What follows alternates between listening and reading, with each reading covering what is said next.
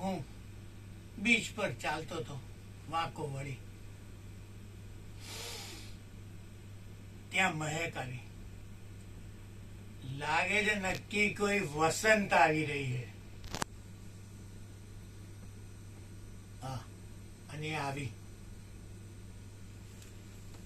એને કહ્યું,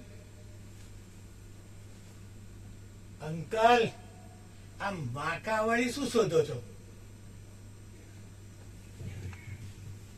મેં કહ્યું, મારી ખોવાયેલી જવાની શોધું છું.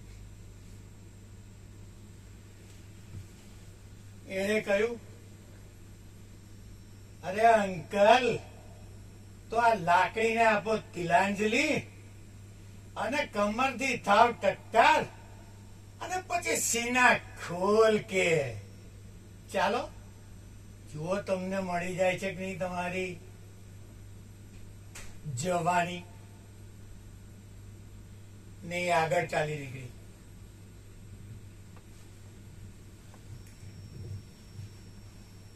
હું સીધો થયો, પાછળ જોયું અને કહ્યું, ગમ્યું? હા, આપણને ગમ્યું. બીજો દિવસ, એ જ જગ્યા, એ જ સ્થળ, એ જ ટાઈમ, પણ હું એક નવી વેશભૂષામાં. નવો ટ્રેકશૂટ, સ્પોર્ટ્સ શૂઝ, ગાંધી ગોગલ્સ, ફેદોરા ટોપી અને ગળામાં સ્કાર્ફ.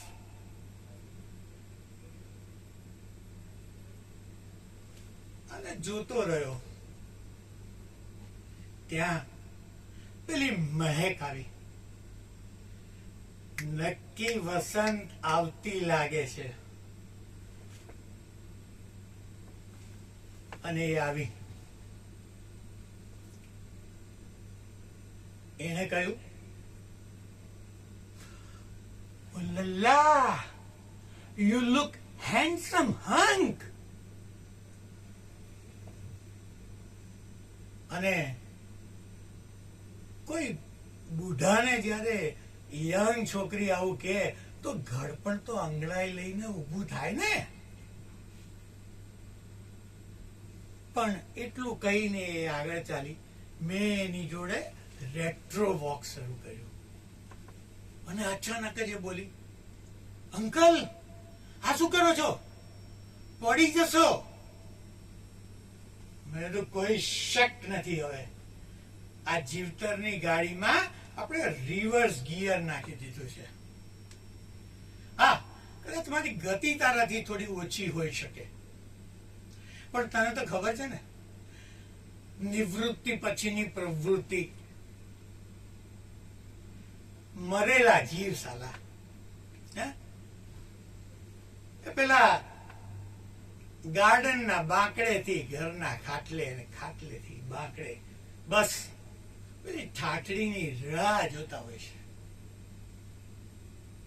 પણ જો મારે વખતે છે ને, તું ટૂંકો કરજે. જો ચાલો પેલો રગીલો રતન રોજ મારી જોડે રેટ્રો વોક કરતો હતો, અને આજે સાલો 4 કાંધ પર ચડીને જાય છે. પણ હા, એક વાત યાદ રાખજે, મને છે ને પેલો અગ્નિદાન ના દેતી. જો તું અગ્નિદાન દઈશ ને તો મારી જવાની છે ને બડબડ બડબડ બડબડ બડબડ બડબડ. એને બદલે તું મને પેલા 6x3 ના કમરામાં છે ને ચીર નિંદ્રામાં સુવાડી દેજે. હું સુઈ જઈશ મારી જવાની સાથે.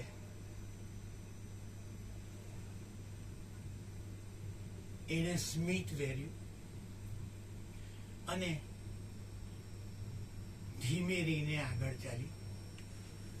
મેં જોયું એને પાછળ જોયું. મેં એની આંખમાં જળજળિયા જોયા